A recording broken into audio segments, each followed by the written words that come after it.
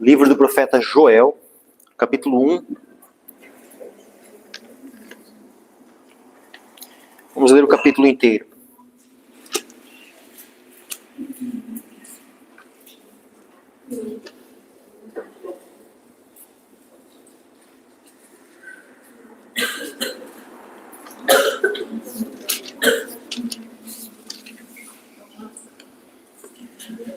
Joel fica depois dos profetas maiores, né? Isaías, Jeremias, Ezequiel, Daniel, Oséias, e aí vem Joel. E fica antes de Amós.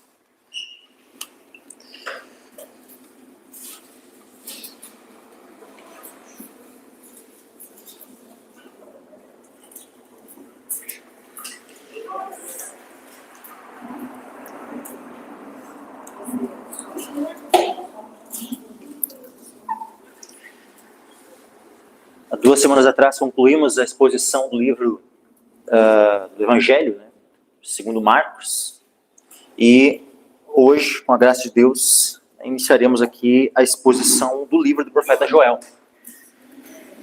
Iremos hoje, pelo menos mais 3 cultos, né, ministrando em cima deste livro, né, com a graça do Senhor. Então, Joel capítulo 1, diz assim a palavra do Senhor. Palavra do Senhor que foi dirigida a Joel, filho de Petuel. Ouvi isto, vós anciãos, e escutai, todos os moradores da terra. Porventura isto aconteceu em vossos dias, ou nos dias de vossos pais?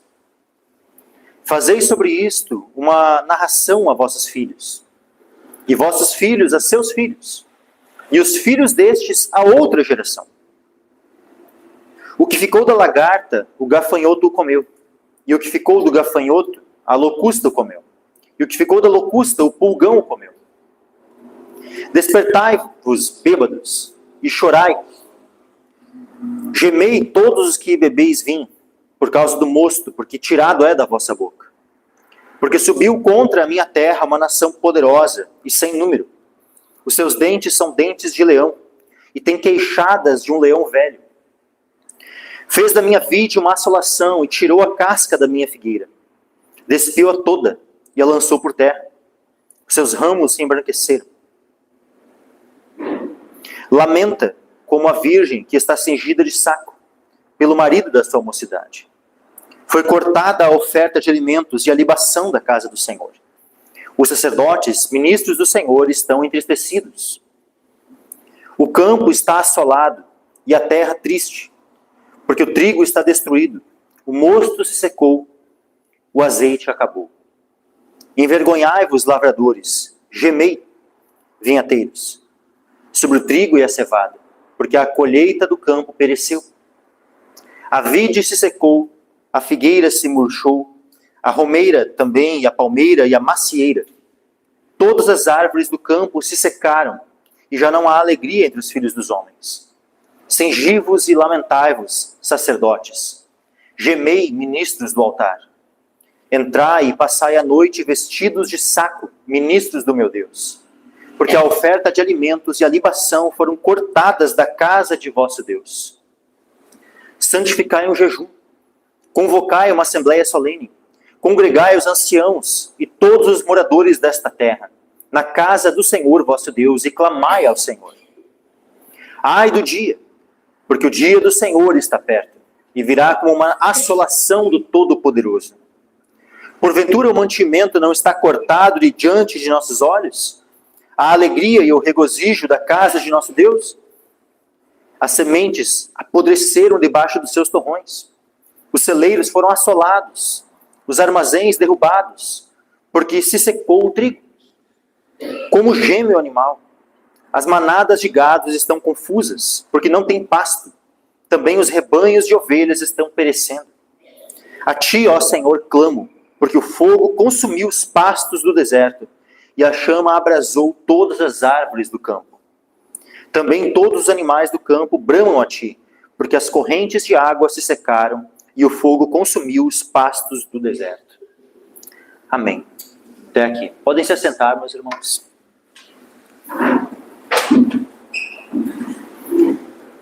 Nós vemos que a situação descrita aqui neste capítulo, ela não é nem um pouco fácil.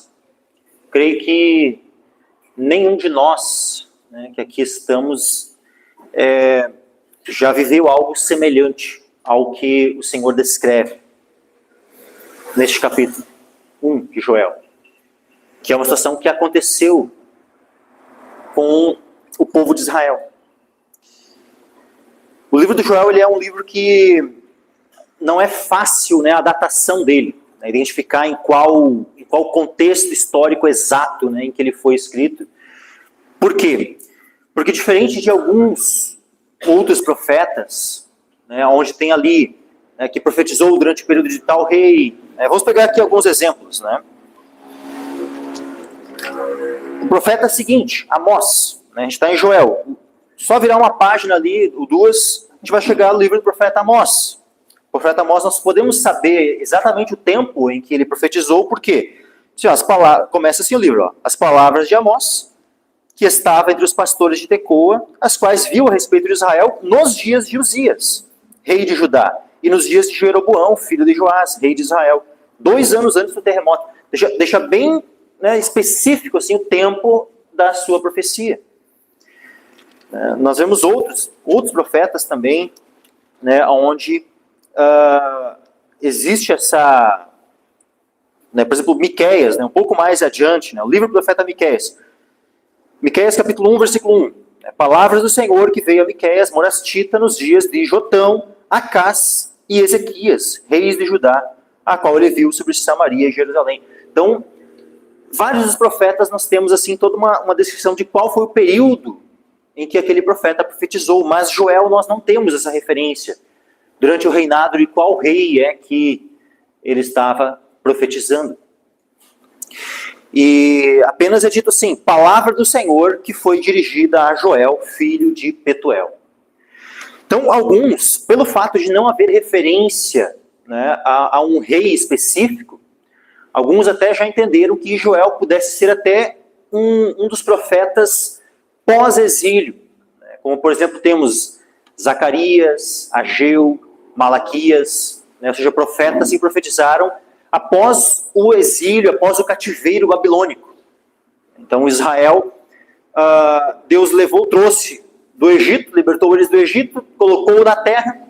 Depois de muitos anos, né, Deus levanta reis, né? O povo pede um rei, aí Deus dá Saul. Posteriormente Deus remove Saul e coloca aquele, né, homem segundo o seu coração, Davi. E assim, depois na sequência, né, esse trono, a casa de Davi, né, permanece até o cativeiro babilônico, reinando em Judá. Salomão ainda reina sobre todo Israel, mas depois, o terceiro, né, Roboão, passa a governar somente sobre Judá, porque o reino se divide. E nós temos ali um breve período. Interessante aqui que tem assim, existe o rei. Então, Roboão, depois de Roboão era filho de Salomão. Né? Davi, Salomão, Roboão. Depois de Roboão tem Abias. Depois de Abias, Asa. Rei Asa foi um rei que ele buscou o Senhor, mas no fim da sua vida ele não buscou mais o Senhor. Inclusive diz que ele morreu, né, de uma enfermidade dos pés, nos últimos anos dele. Né? Ele teve uma enfermidade nos pés, ele adoeceu de maneira bem grave, e diz que ele não buscou o Senhor, mas os médicos. Asa, ele vai ter um filho, Josafá. Josafá era um homem que buscou o Senhor. Josafá é um dos reis assim que ele é, né, um rei que por mais que teve os seus erros também, teve seus pecados também, mas ele foi um homem que buscou o Senhor. Depois de Josafá ele tem um filho, Jorão. Jorão é um rei ímpio.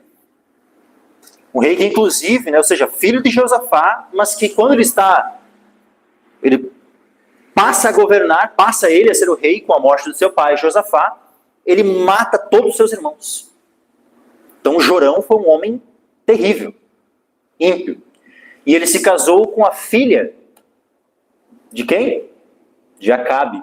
Acabe era o rei de Israel, né? Aquele rei que Sabe quando o profeta Elias vai lá, profetiza, né, uma seca que durou 3 anos e meio? Era durante o reino de Acabe. E que, consequentemente, também era durante o reino de Josafá. Então nós temos Josafá reinando, né, em paralelo com Acabe.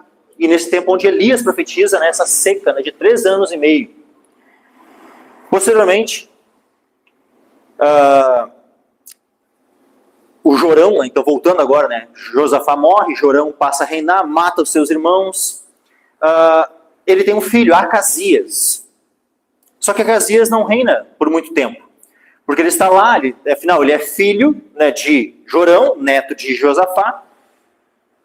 Mas a mãe dele era o quê? Era filha de Acabe. Então ele tem esse parentesco, né, com as duas casas, né, aquela que estava governando lá em Samaria e a que estava governando em Judá. Acasias vai lá visitar o seu, podemos dizer assim, o seu primo, né, que era o rei, que era filho ou neto de Acabe, que estava governando Israel.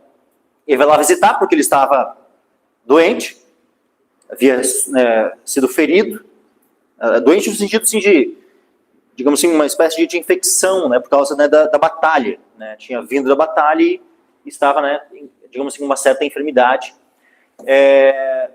Só que nisso que ele vai lá visitar, né, aquele que era, a princípio, o neto de Acabe, Deus havia levantado em Israel um outro rei, havia ungido um outro rei, que era Jeú.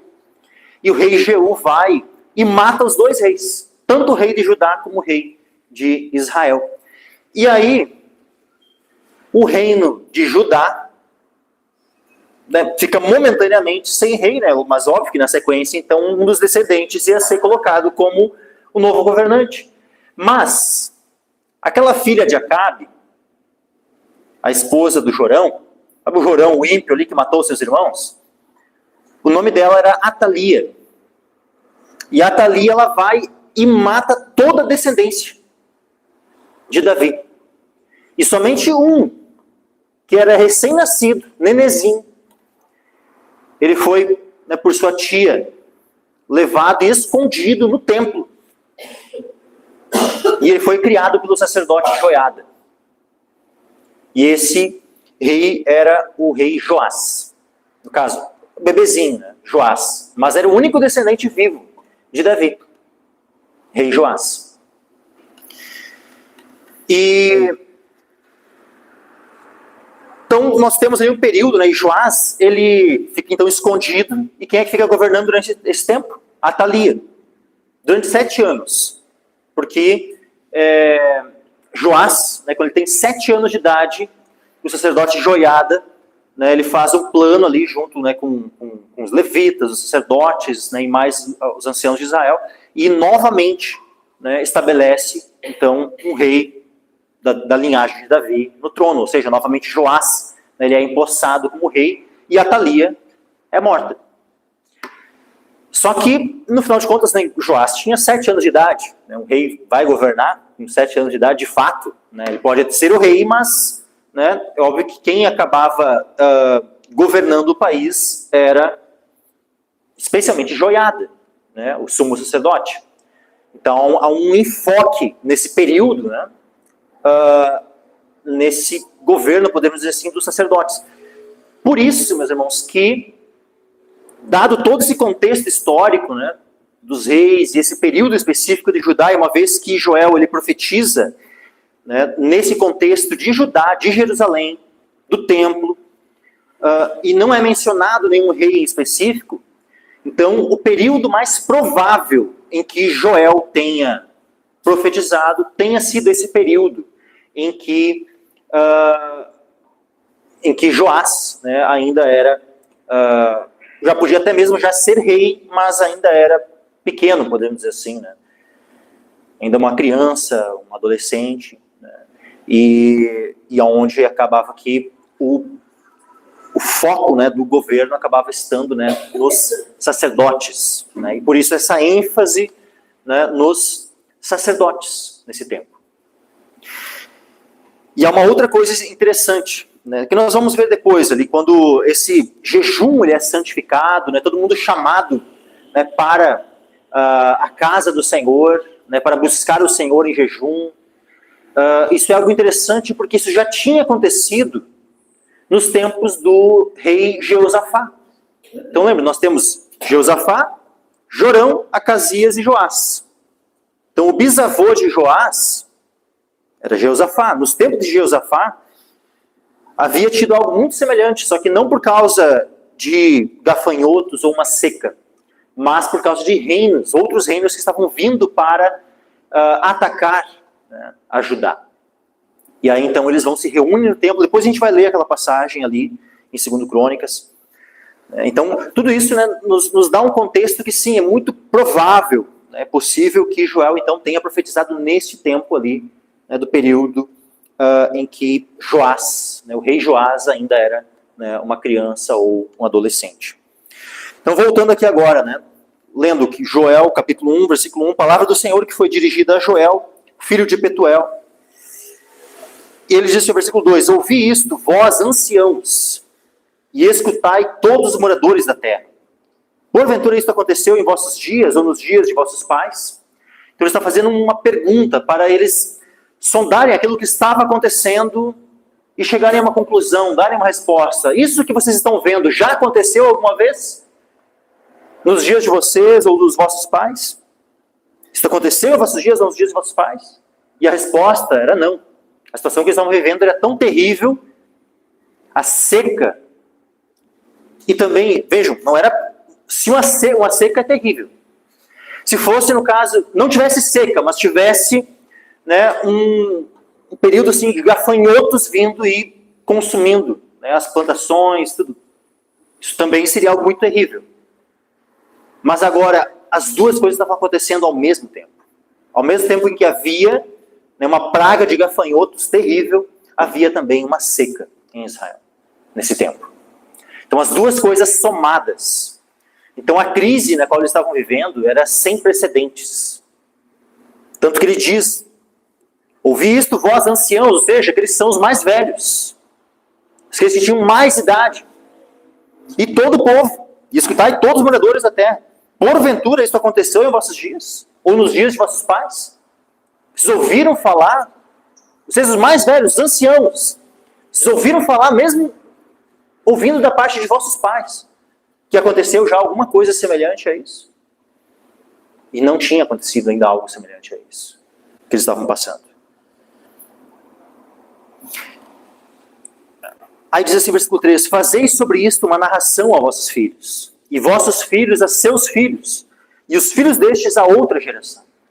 Então isso que estava acontecendo era algo tão, sabe, terrível, que eles deveriam transmitir isso, relembrar, né? Porque quando passasse esse tempo, viessem os filhos dos filhos e as gerações futuras, era para eles transmitirem isso. E aí nós vemos um princípio, meus irmãos. Por quê? Por que estava acontecendo isso? Por que estava acontecendo essa seca, essa praga de gafanhotos tão terrível? Isso era um juízo de Deus. E os juízos de Deus, eles devem ser lembrados. Devem ser transmitidos em memória para que todos aprendam e tenham temor de Deus. Porque aquilo que Deus fez julgando um povo, Deus, ele pode fazer novamente. Nós vemos ao longo da Escritura quantas vezes Deus julgou o povo de Israel. Se a gente for pegar só o livro de Juízes, por exemplo. O povo ia lá, buscava o Senhor, eram livres. Aí depois começavam a prática de idolatria, abandonavam o Senhor. Deus entregava eles na mão dos seus inimigos. Aí eles voltavam a buscar o Senhor, Deus levantava um juiz que os libertava. Mas aí passava mais um tempo, aquele juiz morria, aí daqui a pouco o povo já debandava de novo para a idolatria. Deus novamente mandava um juízo. Qual o juízo? Ele deixava o povo entregue aos seus inimigos. E assim, vez após vez, eles buscavam o Senhor, eram libertos. Abandonavam o Senhor, Deus mandava o juízo, a guerra. E assim nós vemos ao longo da Escritura, vez após vez, Deus mandando juízos. Então, é algo que nós precisamos transmitir, os juízos do Senhor. ensinar que o Senhor, Deus, é um Senhor que nós devemos temer. Isso significa que é somente os juízos que nós devemos transmitir às próximas gerações? Não. Nós devemos também falar dos louvores do Senhor, das misericórdias do Senhor. O ponto é que nós não devemos omitir nada de todo o conselho de Deus. Nós não devemos nem transmitir somente a parte boa e agradável, mas também não somente, os juízos e aquilo que vai despertar o temor. Nós devemos transmitir toda a palavra do Senhor às próximas gerações. Vamos abrir lá em Salmo 78. Salmo 78, versículo 4. Vai para nós aqui. Não nos encobriremos aos seus filhos, mostrando à geração futura os louvores do Senhor, assim como a sua força e as maravilhas que fez. Então vejam, nós vamos transmitir às próximas gerações. O Evangelho, nós devemos transmitir o Evangelho, meus irmãos, aos nossos filhos, aos filhos dos nossos filhos, e estes, a outra geração. Então, pode ser que o Senhor venha ainda nessa década, ou na próxima década? Sim. Pode ser que o Senhor venha. Pode ser que não hajam ainda pela frente mais uma, duas, três ou mais gerações. Mas pode ser que venham a ver.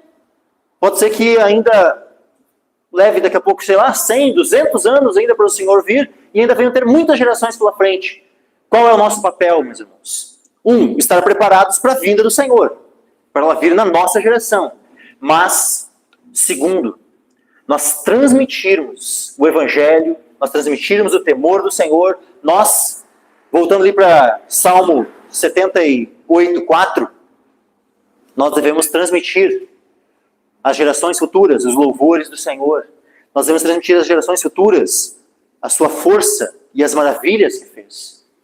Nós devemos transmitir todo o conselho do Senhor às gerações futuras.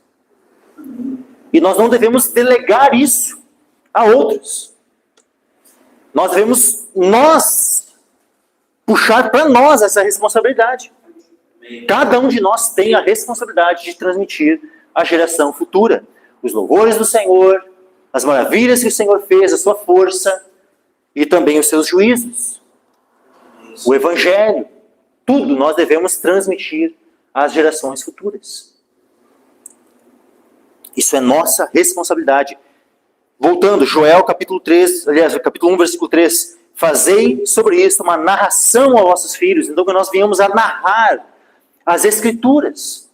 Tudo aquilo que o Senhor fez ao seu povo, desde Gênesis até Malaquias. E também aquilo que o Senhor fez enviando o seu Filho ao mundo. O Evangelho. E aquilo que o Senhor fez após toda a obra, os reinos se rendendo ao Senhor. Até que o Senhor venha. Tudo nós devemos transmitir às gerações futuras. Voltando ao versículo 4 aqui agora. Diz assim, o que ficou da lagarta, o gafanhoto comeu. O que ficou do gafanhoto, a locusta o comeu. O que ficou da locusta, o pulgão o comeu. Aqui esses termos, lagarta, gafanhoto, locusta, pulgão. Isso que pode descrever ou 4 estágios, do estágio de vida do gafanhoto, ou também 4 espécies diferentes de insetos ali. Ou seja, a lagarta, a locusta, porque locusta e gafanhoto normalmente eles são basicamente é o mesmo animal, podem ser 2 espécies diferentes de gafanhotos. Tá? E, por último aqui, o pulgão. Ou seja, todos bichos que atacam as plantas. Então, o que ficou da lagarta, o gafanhoto comeu. O que ficou do gafanhoto, a locusta comeu. O que ficou da locusta, o pulgão o comeu. Então, pensa quão terrível é ter as plantas. A pessoa vai lá, planta as suas hortaliças, as suas plantas frutíferas e tudo mais, e tudo isso é atacado por esses animais, por lagartas, gafanhoto, locusta, pulgão. Aí diz assim, versículo 5. Despertai-vos, bêbados, e chorai. Gemei todos os que bebeis vinho, por causa do mosto, porque tirado é da vossa boca. É interessante que profeta Joel, nós temos vários profetas, né, e profetizam contra vários pecados. Profetizam contra adultério, profetizam contra os assassinatos, profetizam contra a opressão, contra uma série de pecados, a idolatria, sabe? Muitos pecados. Mas o profeta Joel, dos vários pecados que ele poderia mencionar, ele menciona um. A bebedice, a bebedeira, aqueles que se embriagam. Esse foi o pecado principal que Joel denuncia. Despertai-vos, bêbados, e chorai. Ou seja, se arrependam. Se arrependam. A palavra diz: os bêbados não entrarão no reino de Deus. Então que nós venhamos a tomar cuidado. Hoje em dia, né, tem muitos pastores por aí, né, dizendo assim: não tem problema. Beber uma cervejinha, um vinhozinho, né, uma tacinha de vinho faz bem pro coração. Tipo, como se um suco de uva integral não fizesse muito melhor. Né, e sem ainda os efeitos, né, danosos do álcool. Então, assim, aqueles que vêm com a desculpa, né, que não, mas eu só estou tomando um vinho porque é para a saúde. Vamos fazer o seguinte, então. Se tu está tão preocupado com a tua saúde, assim, e por causa disso, né, que tu quer beber uma tacinha de vinho, substitui essa tacinha de vinho aí por uma taça de suco, de uva integral, vai lá. É bem provável que tu vai gastar menos, porque normalmente, né, o vinho é até mais caro que o suco de uva integral. E vai fazer mais benefício ainda, vai trazer mais benefício para a tua saúde, porque não vai ter as contraindicações, os efeitos colaterais do álcool. Tu vai poder beber aquela taça de suco e prontamente vai poder sair na rua dirigindo teu carro. Se for parado numa blitz, não vai ter problema nenhum. Então, assim, não se deixem levar, meus irmãos, por aqueles que tentam, né, tipo, fazer com que tu baixe a guarda, né, em relação a essa questão do álcool. Um único pecado foi mencionado no livro de Joel. Ele não vai falar sobre adultério, ele não vai falar sobre assassinatos, sobre outras situações. Ele vai chamar o povo a um arrependimento de maneira geral. Mas há um pecado que é mencionado. O da bebedice. Despertai-vos, bêbados, e chorai, gemei, todos que bebeis vinho, por causa do mosto, porque tirado é da vossa boca. Então vejam, os homens que não tinham, né, eles estavam ali querendo usufruir, né, dos seus excessos, né, tinham, né, queriam ter tudo do bom e do melhor, e viviam, né, em festas, né, se regalando. Agora Deus havia enviado um período de seca, Deus havia enviado gafanhotos, locusta, pulgão, tudo. E aí, cadê? Eles tinham agora o vinho com o qual poderiam se embriagar, ou com o qual se embriagavam? Não tinham mais. Foi tirado das suas bocas. Só que, vejam, se o vinho foi tirado deles, eles não tinham mais, né, acesso, então não poderiam mais se embriagar. Mas qual é o ponto, meus irmãos? Mesmo que as ocasiões que permitem o pecado sejam retiradas, isso não significa que o coração mudou. Uma pessoa, né, o homem pode ser um adúltero, mas daqui a pouco ele não tem as oportunidades para adulterar. Isso não implica que o coração dele está tudo certo só porque ele não está tendo oportunidade para adulterar, que então está tudo bem, porque ele não está adulterando porque não tem oportunidade. O que precisa haver é uma mudança de coração. Precisa haver arrependimento. Não é porque as oportunidades para o pecado não surgem e aí tal. Por quê? Porque se a situação mudar e a oportunidade vier, quem não tem um coração regenerado, transformado, renovado, vai pecar. Ou seja, no momento que voltasse o vinho a estar à disposição, esses homens iam novamente voltar à embriaguez. E mesmo que no momento aqui, pela falta do vinho, eles não estivessem embriagados, mas eles precisavam fazer o quê? Se arrepender do tempo em que se embriagava. Então que nós venhamos a sondar os nossos corações. E ver quais são as situações, sabe, que daqui a pouco eu só não estou praticando pela falta de oportunidade. Não porque de fato o meu coração foi santificado. Que Deus venha trazer luz ao teu coração. Para tu perceber quais são os pecados que tu só não está cometendo porque a oportunidade não surgiu. E que tu venha então te arrepender disso. Que tu venha chorar por causa desses pecados. Gemer por causa desses pecados. E se arrepender diante do Senhor. Se há algo, sabe, que esse capítulo, né, de Joel, ele nos chama para nós nos arrependermos, para nós sondarmos nossos corações, para nós realmente demonstrarmos, sabe, tristeza em relação ao pecado.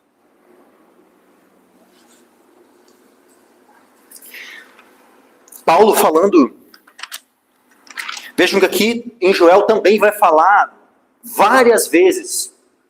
É um dos profetas que mais fala sobre o dia do Senhor. Porque vai aparecer 5 menções em Joel ao dia do Senhor. Ele é o profeta que mais fala sobre o dia do Senhor, especialmente porque são só 3 capítulos.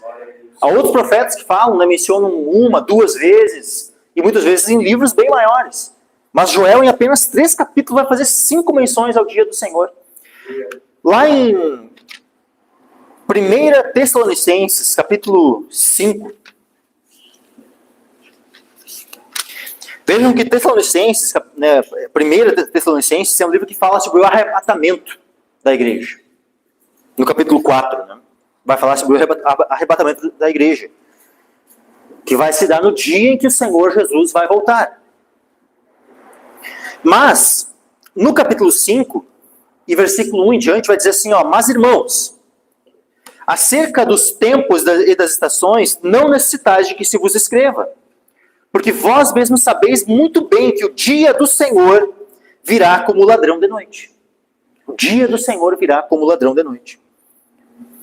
Pois que, quando disserem a paz e segurança, então lhes sobrevirá repentina destruição, como as dores de parto para aquela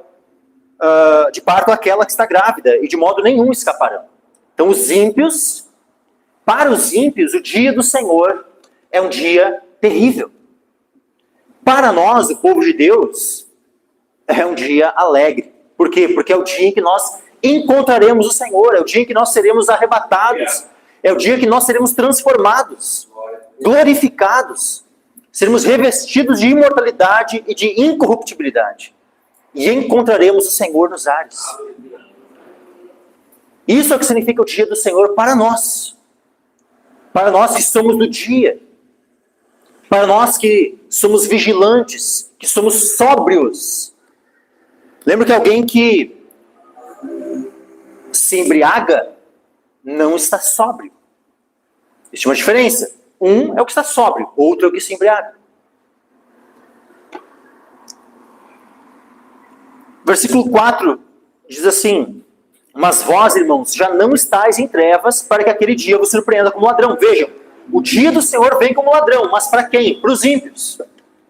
Porque para nós, o dia do Senhor não vem como um ladrão. Vejam, vós, irmãos, já não estáis em trevas para que aquele dia vos surpreenda como ladrão. Nós não seremos surpreendidos pelo dia do Senhor Jesus. Pelo dia em que o Senhor Jesus voltar. Versículo 5, porque todos vós sois filhos da luz e filhos do dia. Nós não somos da noite nem das trevas. Veja que há uma diferença. Aqueles que são da noite e das trevas serão surpreendidos. Mas nós não seremos surpreendidos porque nós somos filhos da luz e filhos do dia. Versículo 6, não durmamos, pois, como os demais, mas vigiemos e sejamos sóbrios. E aí vai dizer assim, versículo 7, porque os que dormem, dormem de noite. Os que se embebedam, embebedam-se de noite. Mas nós somos da noite? Para dormir e se embebedar? Não. Nós somos do dia. Versículo 8, mas nós que somos do dia, sejamos sóbrios. Ou seja, que nós não venhamos lançar mão da embriaguez. Nem no sentido literal e nem no sentido espiritual. Porque nós podemos estar embriagados literalmente, né, com a bebida, com o vinho, com cerveja, qualquer bebida alcoólica, ou outras substâncias. Mas nós também podemos estar embriagados com as coisas deste mundo. Embriagados com esses conceitos, filosofias deste mundo. Enebriados, né, com aquilo que a televisão, os filmes, as músicas e toda essa cultura que nos cerca, né, venha a tirar, sabe, a sobriedade do nosso pensamento. Nós que somos do dia, sejamos sóbrios, vestindo-nos da couraça da fé e do amor e tendo por capacete a esperança da salvação. Porque Deus não nos destinou para a ira, mas para a aquisição da salvação por nosso Senhor Jesus Cristo. Voltando agora lá para Joel. Despertai-vos, bêbados, e chorai. Gemei todos os que bebeis vinho por causa do mosto, porque tirado é da vossa boca. Então aqueles que estão embriagados devem despertar, devem se arrepender e passar a estar sóbrios, em todos os sentidos. Tanto no sentido físico, material, como no sentido espiritual. Ou seja, isso é uma chamada também ao arrependimento. O texto lá de Tessalonicenses não compara os bêbados, aqueles que dormem, e os bêbados, com as pessoas do mundo.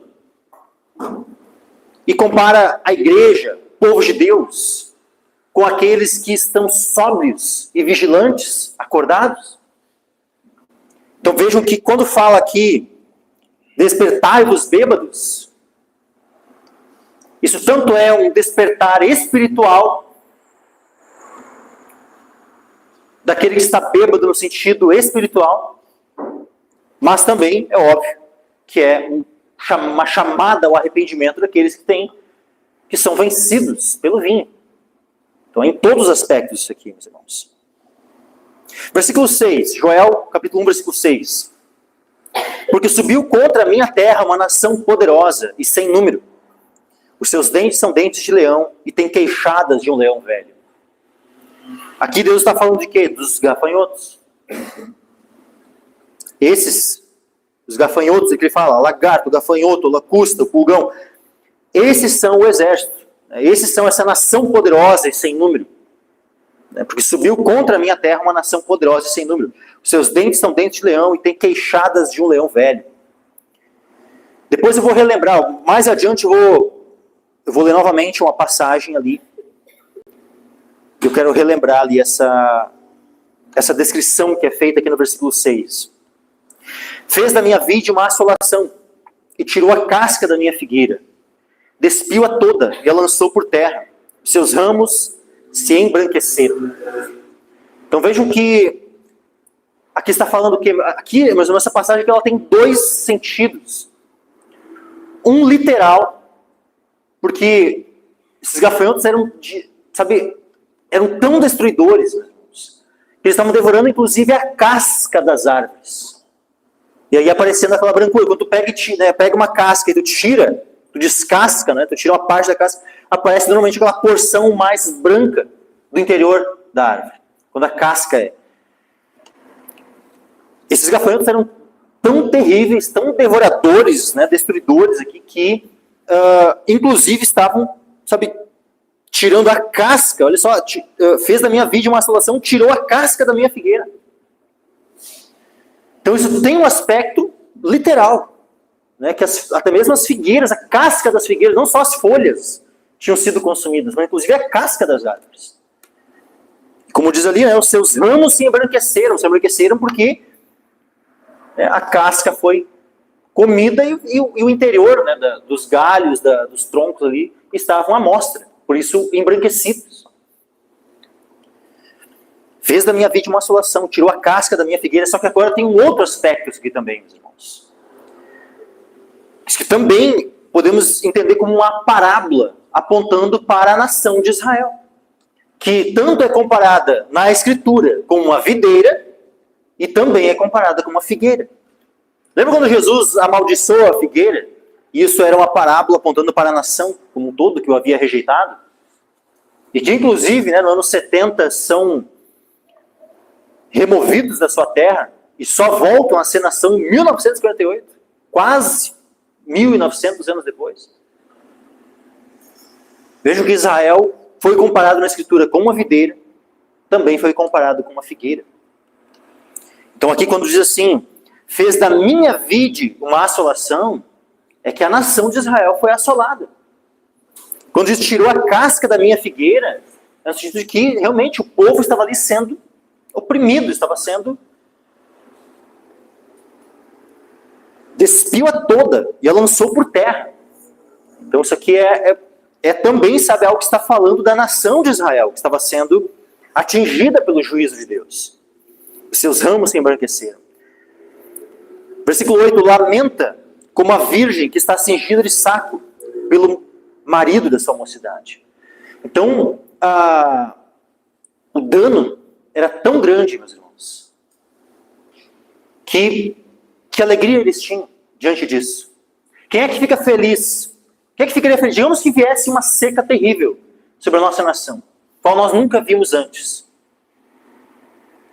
E aí a produção, né, o Brasil, que é considerado, né, um celeiro do mundo, aí está lá. Brasil que não tem produção de alimento nem para o próprio consumo interno. Nós normalmente, raramente ouvimos, né, de pragas de gafanhotos. Né. Alguns anos atrás eu tinha ouvido, né, alguma coisa, teve ali algumas situações ali e tal, né, eu lembro que teve algumas pessoas assim, que se assustaram, né, começaram, será que vai começar a ter praga de gafanhoto aqui no Brasil e tal. Teve um período, alguns anos atrás, eu lembro, né, que teve uma situação ali que teve uma praga de gafanhotos ali, mas não foi algo assim de uma proporção muito grande. Foi algo um pouco mais restrito, né, e até afetou um pouco mais até outros países aqui da região. Não lembro agora se foi Argentina, Paraguai e tal, né, e não tanto o Brasil. Né, mas não foi uma proporção assim tão grande. Nós muitas vezes ouvimos, né, mesmo nos tempos atuais, assim, às vezes lá no Oriente Médio, no norte da África, né, situações muito mais graves, né, nesse aspecto de essa praga de gafanhotos. Mas digamos que acontecesse algo, né, vamos nos colocar aqui na situação. Algo no Brasil, né, pensa, o Brasil todo afetado por uma praga de gafanhotos e ainda somado-se a isso uma seca. Imagina a situação terrível que isso seria. Então aquelas reclamações que a gente faz, né? Pá, o preço da gasolina está muito alto, olha o preço das coisas no mercado, café, né? Um ano atrás eu comprava pela metade do preço. Agora... Se acontecesse, meus irmãos, uma situação dessas, nós nem temos noção, tá, do que seria isso. Essa é a realidade. Nós não temos noção, porque nós nunca passamos por algo assim. Esqueçam qualquer coisa assim, do que já foi nesse século XX ou agora no XXI. Qualquer crise que teve, superinflação, né, e não sei, tudo isso é fichinha, é coisa pouca comparado com algo assim. Tanto é que a tristeza pela falta de mantimento, pela falta de tudo, seria tamanha que olha ao que é comparado. Versículo 8, lamenta como a virgem que está cingida de saco pelo marido da sua mocidade. Nós temos, vou trazer aqui, só para os irmãos terem uma compreensão, sabe, terem de maneira bem vívida, o que significa o versículo 8. Lamenta como a virgem que está cingida de saco pelo marido da sua mocidade. Para os irmãos terem uma clareza do que é a tristeza dessa situação. Nós temos um casal, Samuel e Emanuela, estão noivos. A Emanuela é essa virgem que está noiva, que estão planejando, né, virem a se casar, que deseja, né, ter o Samuel como seu marido. Se acontecesse uma situação onde o Samuel viesse a morrer, como é que ficaria o coração da Emanuela? Pensa a tristeza, né, o quão terrível seria para ela o fato de estar ali fazendo planos, sabe, pensando nos anos, né, alegres, felizes junto do seu marido, e aí simplesmente todos esses planos caem por terra porque a morte levou aquele que seria o seu futuro marido. Esse é o ponto. O lamento que haveria no coração de Manuela é esse lamento que está sendo descrito aqui. Lamenta como a virgem que está cingida de saco pelo marido da sua mocidade. Ou também aquela recém-casada. Recém-casou, a virgem recém-casou e a Bíblia descreve assim que o primeiro ano de casamento, né, o marido, inclusive, ele estava isento até mesmo das obrigações militares.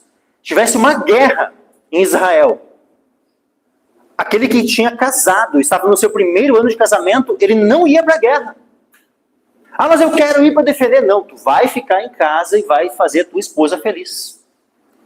Esse era o mandamento que havia na lei de Moisés, meus irmãos. Para ver o quão importante era, essa felicidade da noiva, da esposa, dessa virgem que casou. Porque é interessante que o foco que é dado, né, não é tanto assim, não vai ser feliz com a tua esposa, não é. É fazer a esposa feliz. Esse era o mandamento ali. Então havia tanto, essa preocupação de Deus, né, pela alegria dessa noiva, dessa virgem recém-casada, que quando essa alegria lhe era tirada, é demonstrado como algo terrível. Lamenta como a virgem que está cingida de saco pelo marido da sua mocidade.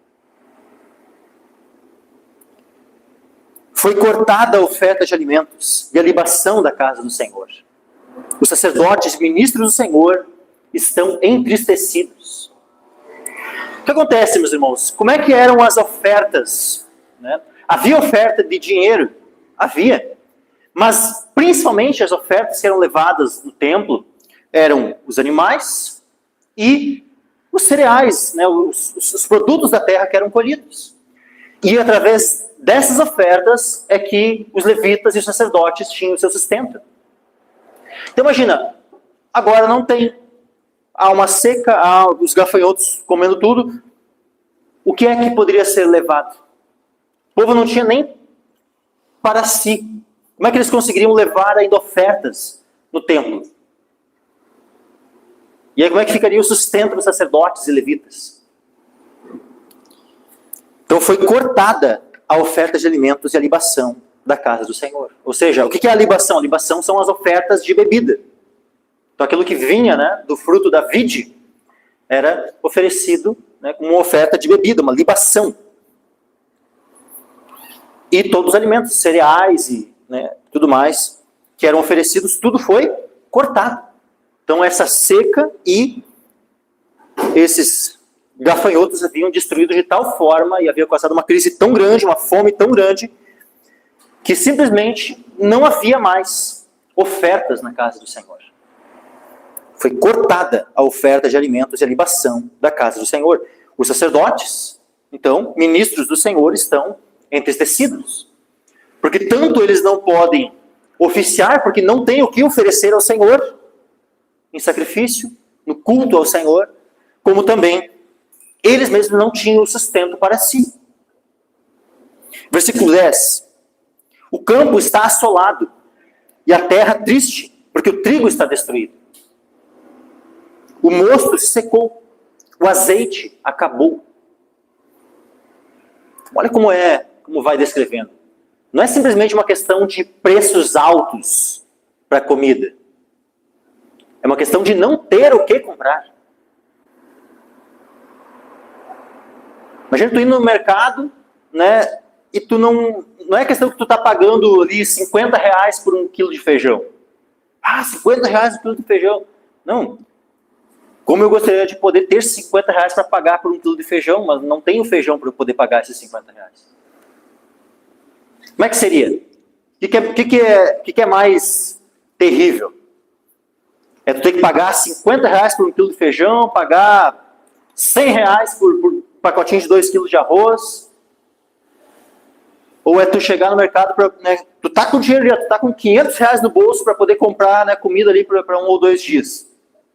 Mas não tem nada. Realmente o mercado nem abriu porque não tem o que oferecer para ser vendido. O que seria pior? Essa era a situação. Não havia. O campo está assolado, a terra triste, porque o trigo está destruído. O moço se secou, o azeite acabou.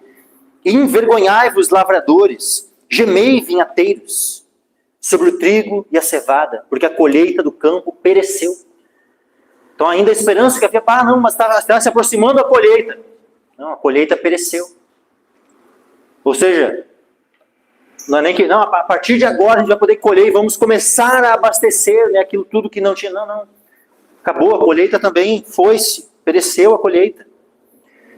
Versículo 12, a vide se secou, a figueira se murchou, a romeira, produz romã também, a palmeira e a macieira. Todas as árvores do campo se secaram. E já não há alegria entre os filhos dos homens. Que interessante que e já não há, né, literalmente, né, é o verbo secou, né, ou seja, e secou a alegria entre os filhos dos homens. Que é uma quantidade, é um jogo de palavras, né, com o secou a figueira, murchou a romeira e tal, secaram-se todas as árvores do campo, né, e secou a alegria entre os filhos dos homens.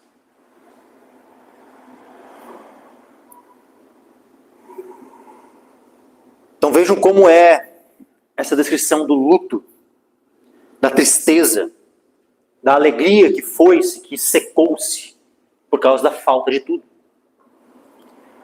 Então às vezes, né, vem ali uma situaçãozinha difícil, né? E a gente já está, né? Parece que o mundo acabou.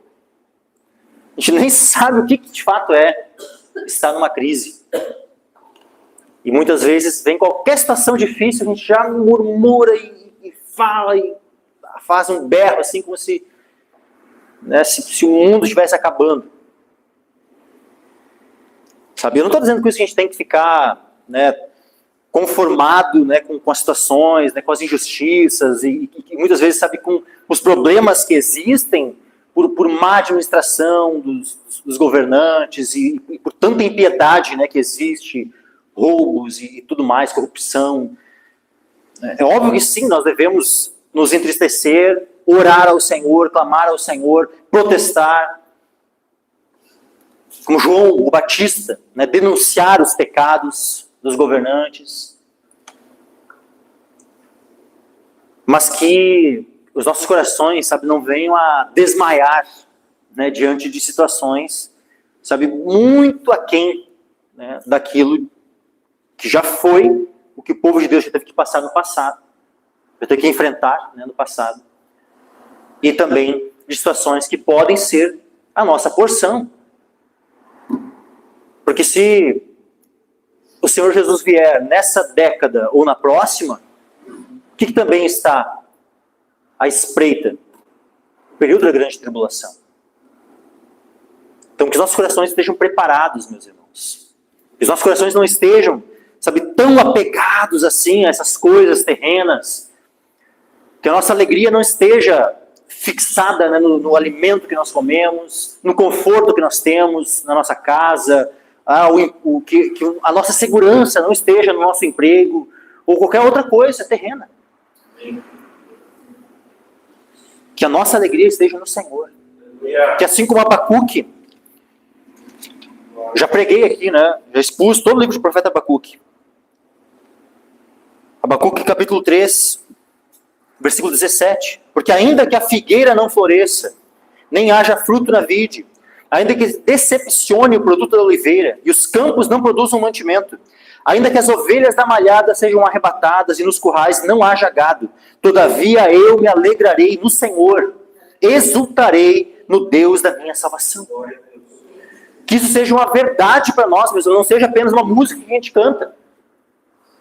Porque tem várias músicas, né? Tem uma lá do Fernandinho, né? Ainda que a figueira não floresça. Tem outras, né, que a gente já cantou aqui também, umas 2, 3. Várias músicas baseadas, né, naquele trecho ali de Abacuque. Que isso não seja apenas músicas que nós cantamos, mas que isso seja realidade, meus irmãos. Se nós de fato tivermos falta, que mesmo assim estejamos alegres. Que mesmo assim nós estejamos nos alegrando no Senhor. Ainda que falte tudo, que não falte o Senhor. Pode faltar os bens, pode faltar todas as coisas.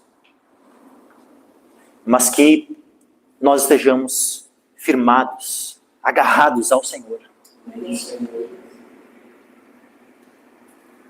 Porque da parte do Senhor, Ele jamais nos abandonará. O Senhor jamais nos abandona. Vejam, olha o que diz em Hebreus. E outra, o que eu vou ler em Hebreus é uma citação de Josué. Tá?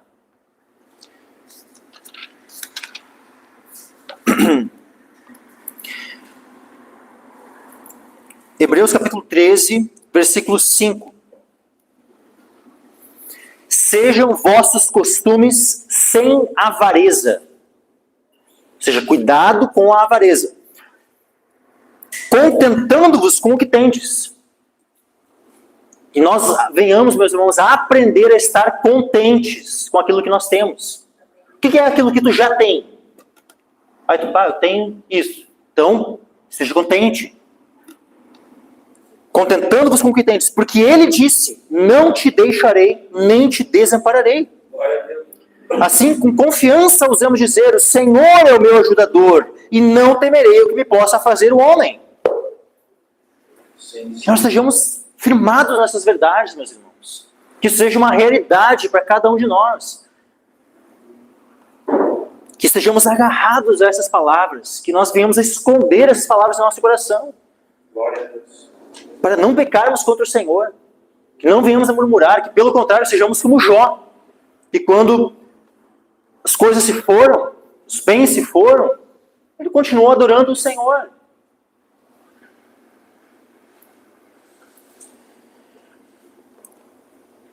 Voltando aqui para Joel. Versículo 13. Cingi-vos e lamentai-vos, sacerdotes. Gemei, ministros do altar.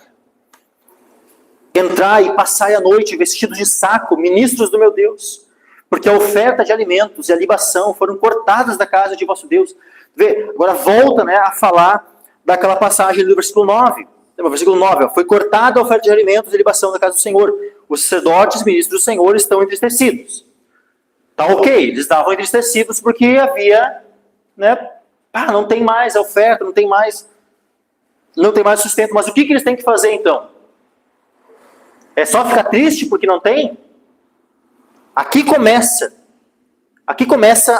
aquilo que pode gerar a mudança. Se nós estamos tristes pela falta, então nós devemos tomar uma atitude. Nós somos chamados pelo Senhor a tomar uma atitude. Qual é a atitude? E lembrando, aqui está falando com quem? Cingi-vos e lamentai-vos, sacerdotes. No tempo de Joel, os sacerdotes eram aqueles filhos de Arão. Mas aplicando para nós, quem são os sacerdotes? São os pastores? São esses que são os sacerdotes? Não, meus irmãos. Os sacerdotes são todos. Porque em Cristo Jesus, uma vez que todos nós fomos lavados no sangue de Jesus, nós fomos também constituídos como reis e sacerdotes. E se nós todos somos sacerdotes em Cristo, então essa palavra é para todos nós. Cingi-vos e lamentai-vos, sacerdotes. Que nós venhamos a lamentar pelos nossos pecados, primeiramente. Que venhamos a sondar os nossos pecados, sondar, as nossas palavras, os nossos pensamentos, de pedir para que o Senhor sonde os nossos corações, para ver se há algum caminho mau, se há algo que desagrada ao Senhor. E dessa forma, então, primeiramente, lamentarmos pelos nossos pecados, confessar os nossos pecados ao Senhor. Senhor, gemei, ministros do altar, que nós venhamos a gemer, tanto pelos nossos pecados, mas também que venhamos a gemer pelos pecados daqueles que nos cercam. Lembra que Ló, ele estava lá em Sodoma. E em 2 Pedro, é nos dito o seguinte a respeito de Ló. 2 Pedro capítulo 2, versículo 7. Ele livrou o justo Ló, enfadado da vida dissoluta dos homens abomináveis. Ele estava enfadado da vida dissoluta dos homens abomináveis. Que nós venhamos também, meus irmãos, assim como Ló, estarmos enfadados, ou seja, cansados da vida dissoluta dos homens abomináveis que nos cercam, especialmente dessa geração que é tão semelhante à geração de Sodoma e Gomorra, na qual Ló estava. Ló estava em Sodoma e nós estamos numa nação que é uma Sodoma também.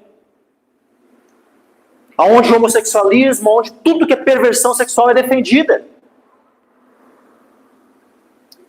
Onde os homens fazem mudança de sexo, como se isso fosse de fato possível, né? Eles podem até se castrar, mas é óbvio que o cromossomo continua igualzinho. É XX. Ou seja, continuam homens. Por mais que tentem negar isso a todo custo. Nós estamos em uma nação sodomizada. E assim como Ló, nós devemos estar enfadados da vida dissoluta dos homens abomináveis. Aí diz assim, porque este justo, habitando entre eles, afligia todos os dias a sua alma justa, vendo e ouvindo sobre as suas obras injustas. Que nós tomemos Ló nessa disposição de coração como exemplo. Que venhamos a gemer tanto pelos nossos pecados, como também o daqueles que nos cercam. E esse gemido é diante do Senhor, meus irmãos. Gemei, ministros do altar, entrai e passai a noite vestidos de saco, ministros do meu Deus.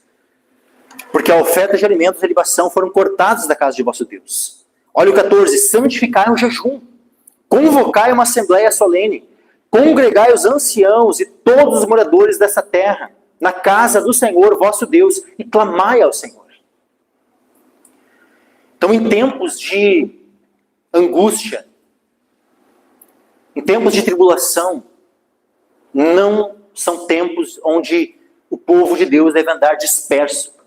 Pelo contrário, quanto maior a luta, quanto maior a angústia, mais nós devemos nos esforçar para estarmos congregados, buscando juntos ao Senhor.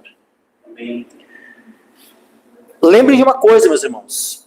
Isso aqui que eu quero falar é um alerta, porque uma vez que eu creio que a vinda de Jesus pode sim estar perto, muito perto, e se essa vinda está muito perto, lembrem que a grande tribulação também está muito perto. Eu quero dizer uma coisa bem clara para vocês. Todos vocês vão ser tentados a não congregar mais no período da grande tribulação. Todos serão tentados a tentar, com todos os meios possíveis, preservar a própria vida. Essa vai ser a tentação. A tentar se manter vivo. Não é isso que muitas vezes ocupa o pensamento dos irmãos? Como é que eu vou fazer para ficar vivo, né, no período da grande tribulação?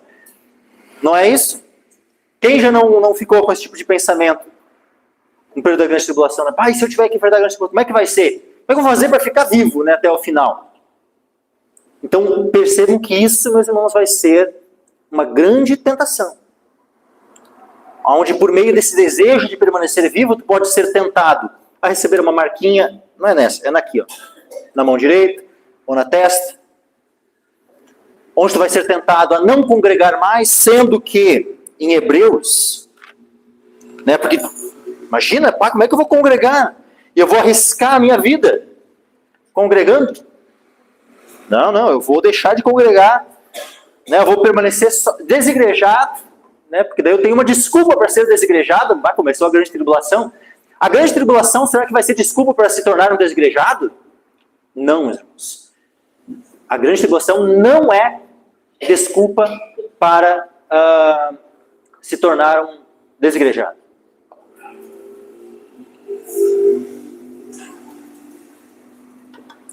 Hebreus 10 diz assim, ó. Hebreus 10, versículo 24 e 25. E consideremos uns aos outros para nos estimularmos ao amor e às boas obras, não deixando nossa mútua congregação, como é costume de alguns, antes, admoestando-nos uns aos outros, e tanto mais quanto vedes que se vai aproximando aquele dia. Então veja, tanto mais quanto vedes que se vai aproximando aquele dia. Então quanto mais próximo tiver a vinda do Senhor Jesus, tanto mais nós devemos colocar isso em prática. Considerar uns aos outros para nos estimularmos ao amor e às boas obras. Não é dito que o amor se esfriará de quase todos? Quem é que está mais suscetível a ter o amor esfriado? Aquele que está se considerando uns aos outros para se estimular o amor e as boas obras? Ou aquele que resolveu se desigrejar, deixar de congregar, e aonde não há mais esse estímulo, essa consideração, essa exortação mútua ao amor? É óbvio que quem se esfria é aquele que se isola.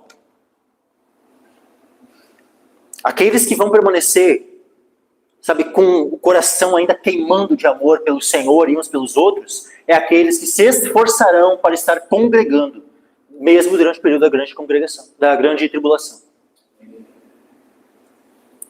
Não deixando nossa mútua congregação. Olha isso.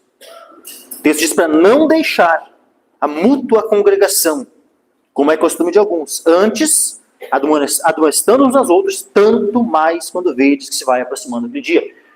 Quanto mais a vinda do Senhor estiver próxima, quanto mais ficar, e a gente vai saber disso quando os tempos ficarem bem difíceis, mais ainda nós devemos nos esforçar para congregarmos, para estarmos juntos, nos estimulando ao amor e às boas obras. Ah, mas vão haver pestes.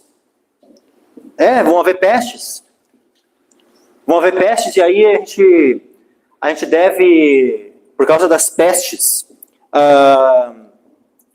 deixar de congregar? Não tem ali o princípio das dores. Não vão haver pestes? Quando é aberto o quarto selo,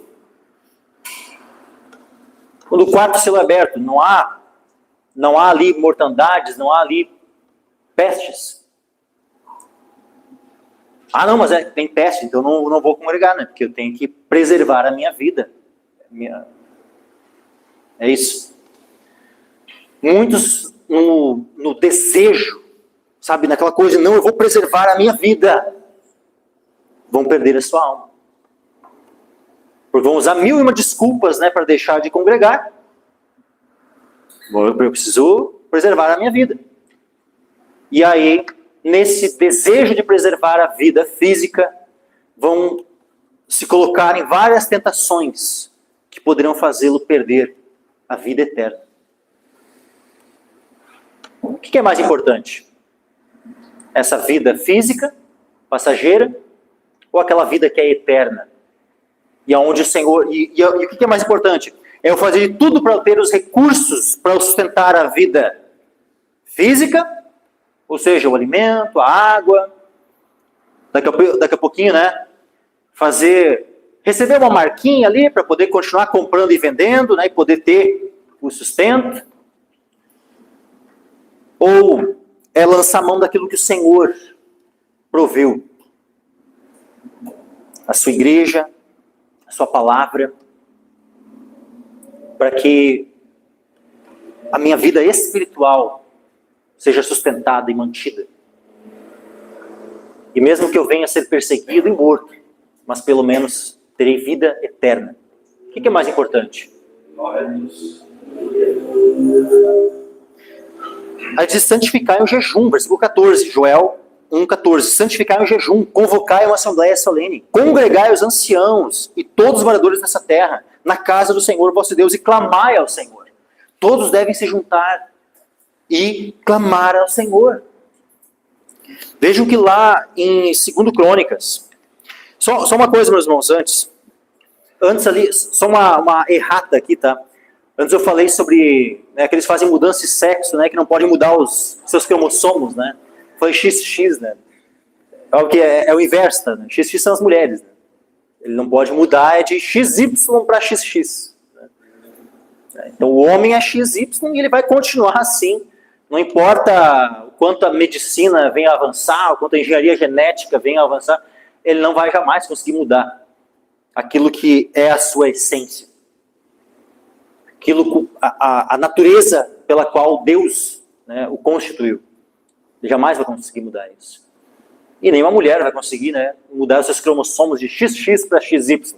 também não vai conseguir. Podem usar hormônios, podem fazer tudo, né? Mudar suas roupas, mudar o seu jeito de falar. Diante do Senhor, a mulher continua sendo uma mulher, o homem continua sendo um homem. Joel, então, agora capítulo 1, versículo 14, né? Mas eu quero fazer um link aqui com 2 Crônicas, capítulo 20. E é possível até, digamos que Joel já fosse um profeta mais velho, é possível que quando moço ele tivesse presenciado aquela situação ali de... Se Joel ministrou, profetizou no período de Joás, é possível, e fosse já velho, é possível que na sua infância, adolescência ou juventude, ele tivesse presenciado essa situação aqui de 2 Crônicas. 2 Crônicas, capítulo 20. Diz assim, sucedeu que depois disso os filhos de Moabe e os filhos de Amon, e com eles outros amonitas, vieram a peleja contra Jeosafá. Então vieram alguns que avisaram a Jeosafá, dizendo, vem contra ti uma grande multidão da além do mar e da Síria. E eis que já estão em Hazazon Tamar, que é em Gedi. Então Jeosafá temeu, e pôs-se a buscar o Senhor, e apregoou jejum em todo o Judá. Ou seja, é exatamente aquilo que está sendo dito ali, só que é interessante que ali é proclamado pelos sacerdotes, enquanto que aqui foi proclamado pelo rei, Jeosafá. E ele diz assim, apregou o jejum em todo o Judá, versículo 4, e Judá se ajuntou para pedir socorro ao Senhor. Também de todas as cidades de Judá vieram para buscar ao Senhor. E pôs-se Jeosafá em pé na congregação de Judá e de Jerusalém, na casa do Senhor, diante do pátio novo. E aí nós temos do versículo 6 em diante a oração de Jeosafá. Aí depois que ele termina de orar, vou ler o finalzinho da oração, versículo 12. 2 Crônicas 20, versículo 12. Ah, nosso Deus, porventura não os julgarás, porque em nós não há força perante esta grande multidão que vem contra nós, e não sabemos o que faremos. Porém, os nossos olhos estão postos em ti. Os nossos olhos estão postos em ti. Onde é que estão postos os teus olhos, meus irmãos?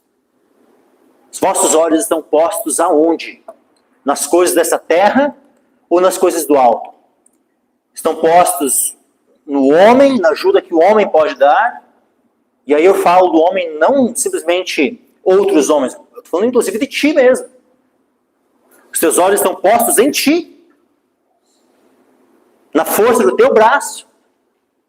Os teus olhos estão postos no governo dos homens. Onde estão postos os teus olhos? É na ajuda do homem? Ou os teus olhos estão no Senhor? Os nossos olhos estão postos em ti. É assim que Jeosafá terminou a sua oração. Que os nossos olhos, meus irmãos, estejam postos no Senhor. Que os nossos pensamentos não estejam nas coisas aqui de baixo, mas que nossos pensamentos estejam fixos nas coisas do alto, onde o Senhor está, onde a nossa vida está escondida, com Cristo, em Deus. Aí diz assim, e todo o Judá estava em pé perante o Senhor, como também as suas crianças, as suas mulheres, seus filhos. Ou seja, estavam todos ali. Vão deixar as crianças de fora, né? Alguns fazem. Não, todos estavam perante o Senhor. Voltando agora para Joel aqui. E Deus deu o livramento, tá? Eu não vou ler ali a conclusão, tá? Mas o que acontece? Deus levanta um profeta que responde a oração de Jeosafá. Responde aquele jejum que eles haviam proclamado e se reuniram juntos na casa do Senhor para clamarem. Deus responde positivamente e dá a libertação que eles precisavam. E aqui em Joel, vejam, cingivos, lamentáveis sacerdotes, gemei, ministros do altar, versículo 13, tá? Joel 1:13. Entrai e passai a noite vestidos de saco, ministros do meu Deus, porque ofertas de alimentos e libação foram cortadas da casa de vosso Deus. Santificai o jejum, convocai uma assembleia solene, congregai os anciãos e todos os moradores desta terra na casa do Senhor, vosso Deus, e clamai ao Senhor. Que nós venhamos, meus irmãos, a jejuar. Quando foi a última vez que tu jejuou? Quando foi o último dia, assim, que tu marcou, hoje eu vou fazer um dia de jejum, para buscar o Senhor. Hoje eu vou fazer um dia de jejum, em arrependimento dos meus pecados. Quando foi a última vez que tu jejuou, sabe, pedindo para Deus sondar o teu coração, e como uma demonstração de tristeza e arrependimento pelos teus pecados? Quando foi a última vez que tu fez isso, meu irmão? Se já faz um bom tempo, faça isso. Jejue. Se faz pouco tempo, continua. Se tu nunca fez, faça. Busque o Senhor em jejum. E que em breve nós venhamos, como igreja, marcar um dia de jejum, um dia solene, para jejuarmos juntos e buscarmos ao Senhor. Quem sabe numa próxima vigília, né? Nós estamos precisando marcar uma vigília. Quem sabe na próxima vigília a gente poderia fazer isso e unir, né, a um dia de jejum. Um dia que estaremos jejuando e buscando ao Senhor, como diz aqui, ó. Entrai e passai a noite vestidos de saco. Não estou nem dizendo que a gente vai precisar botar veste de saco aqui, mas vejam, passai a noite. Isso demonstra o quê? Vigília. Santificar em jejum, convocar uma assembleia solene, todo mundo reunido para buscar o Senhor em jejum. Que nós venhamos a ter essa prática, meus irmãos, que nós venhamos a estabelecer algo semelhante, com base na palavra do Senhor, para buscar ao Senhor, para clamar ao Senhor. Como diz aqui, ó, na casa do Senhor vosso Deus, e clamai ao Senhor. Ai do dia, porque o dia do Senhor está perto, e virá como uma assolação do Todo-Poderoso. Nós já vimos ali em 1 Tessalonicenses capítulo 5, o dia do Senhor virá como ladrão. Vai ser um dia que vai ser um dia de destruição para os ímpios. Por isso, né, que diz, ai do dia, porque o dia do Senhor está perto, e virá como uma assolação do Todo-Poderoso. Ele é um dia que é uma assolação, uma destruição para os ímpios. Não deve ser para nós. Lembre que nós já vimos lá em 1 Tessalonicenses capítulo 5, que para nós, se nós estivermos sóbrios, buscando ao Senhor, esse dia não vai ser um dia de assolação para nós, destruição para nós. Esse dia vai ser um dia de alegria para nós. Só que para isso nós precisamos estar arrependidos dos nossos pecados. Se nós estivermos vivendo no pecado, aí, misericórdia de nós. Mas se nós nos arrependermos, meus irmãos, se nós estivermos vivendo em santidade, aguardando o Senhor, esse dia é um dia alegre. Esse dia não é um dia de ai. Vai ser um dia de ais para os ímpios. Mas para nós vai ser um dia glorioso. Versículo 16. Porventura o mantimento não está cortado de diante de nossos olhos? A alegria e o regozijo da casa de nosso Deus? Veja, a falta de mantimento fazia com que todos estivessem tristes. O se reunir na casa do Senhor não deveria ser para se alegrar perante Deus, né, por pertencer ao Senhor, por poder adorá-lo, poder, sabe, estar numa aliança com Ele. Mas na falta de tudo, e uma vez que nós entendemos que aqui era por causa do pecado, por isso que eles são chamados ao arrependimento, por meio de jejuns, por meio dessa reunião solene. Então esse tempo de buscar ao Senhor, de clamar, de se arrepender, era uma circunstância que não era uma circunstância alegre. É uma circunstância triste. Por isso, diz, porventura o mantimento não está cortado diante de nossos olhos, a alegria e o regozijo. Ou seja, é cortado também, né, a alegria e o regozijo da casa de nosso Deus. Mas para que volte a alegria, precisa haver arrependimento. Lembra Davi na sua oração? No Salmo 51? Salmo 51, Davi diz assim, ó.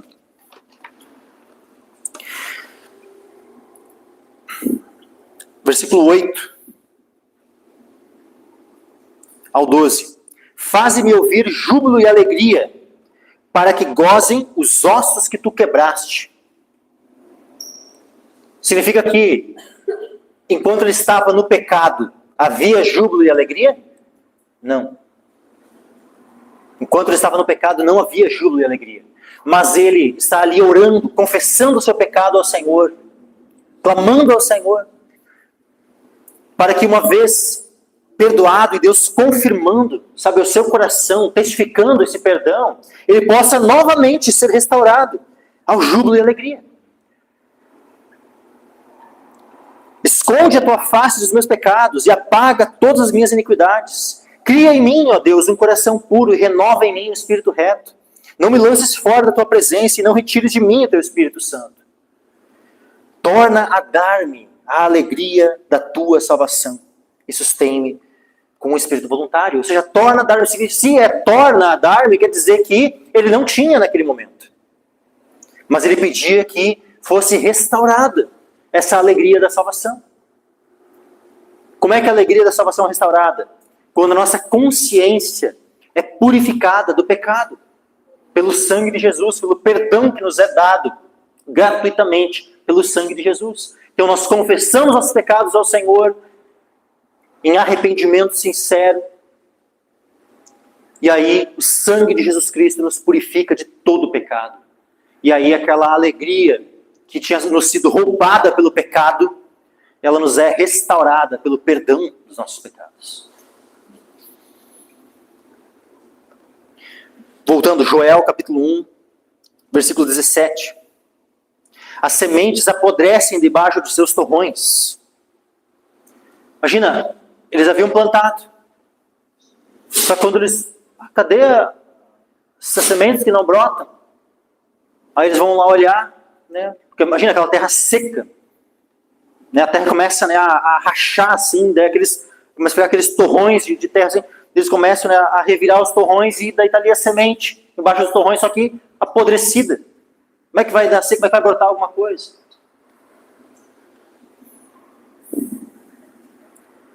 Os celeiros foram assolados. Ou seja, uma vez que não havia mais nada que guardar nos celeiros, nem eram mais consertados, não havia, simplesmente eram assolados os celeiros. Os armazéns derrubados, porque se secou o trigo.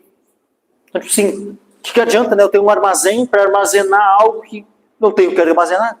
E o que estava armazenado está tudo seco, não presta mais para nada. Ou seja, até mesmo eram derrubados porque não, né, a manutenção que deveria ser dada, não havia necessidade. Para que eu vou gastar energia, né, para construir um celeiro, para restaurar um celeiro, se eu não tenho o que pôr no celeiro, não tenho o que pôr no armazém? Então eram derrubados porque o trigo havia se secado. Como geme o animal, as manadas de gado estão confusas, porque não tem pasto.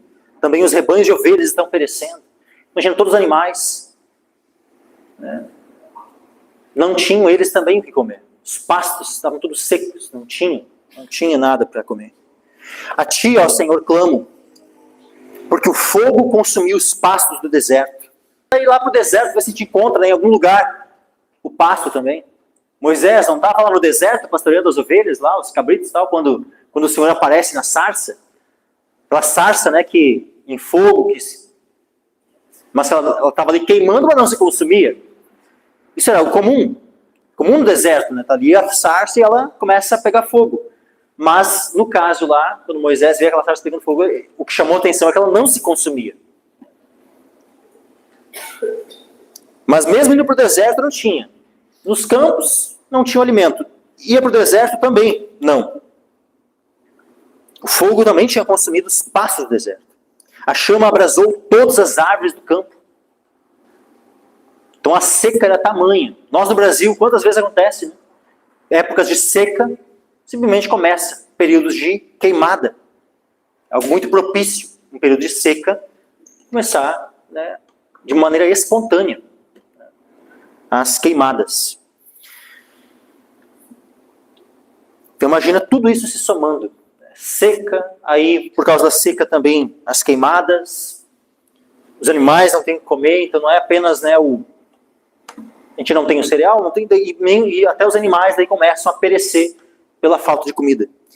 Então versículo 20 também, todos os animais do campo, ou seja, até os animais, né, que não são os domésticos, não são aqueles criados, né, Também todos os animais do campo bramam a ti, porque as correntes de água se secaram e o fogo consumiu os pastos do deserto. Então a seca era tamanha que os rios, as correntes de água se secaram e o fogo consumiu os pastos do deserto.